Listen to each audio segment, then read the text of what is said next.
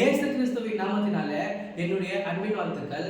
இன்றைக்கான தேவ வார்த்தை என்னன்னு நீங்க கேட்டீங்கன்னாக்கா, ஆதியாகமம் 28ஆம் அதிகாரம் 17ஆம் வசனத்துல கர்த்தர் உங்களுக்கு சொன்னதை செய்யும் அளவும் கர்த்தர் உங்களை கைவிட போவதில்லைன்ட்டு வசனம் இருக்கு.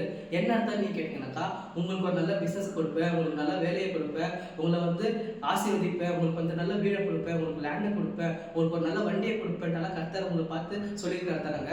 அப்போ கண்டிப்பா அவர் சொன்னதை செய்யும் அளவு கர்த்தர் உங்களோட போறதில்லை. அதே போல உங்க வியாதியை நீக்க வேண்டும் உங்களை பார்த்து சொல்லியிருக்கிறாங்க. அப்போ அந்த வியாதியும் இன்றைக்கு நீக்க போறாங்க. இது கர்த்தர் ஆசீர்வதிக்க போற டைமுங்க. நீங்க இப்ப இருக்கிற சூழ்நிலையை பார்த்து பயந்துட்டு இருக்கீங்க. ஐயோ எனக்கு நிறைய கடன் இருக்கு, நான் இல்ல பிசினஸ் இல்ல வேலை இல்ல.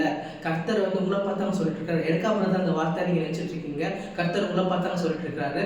உங்க மனசுல இருக்கிற எல்லா சந்தேகத்தையும் இப்பயே நீக்கி போட்டுருங்க. இந்த வசனம் எனக்கான வசனம் நம்புறவங்க ஏசப்பா ரொம்ப பிடிக்கும்னு சொல்லுவாங்க. நம்ம சேனல் சப்ஸ்கிரைப் பண்ணிக்கோங்க. தேங்க்யூ ஸோ மச் ஃபார் வாட்சிங். God bless you.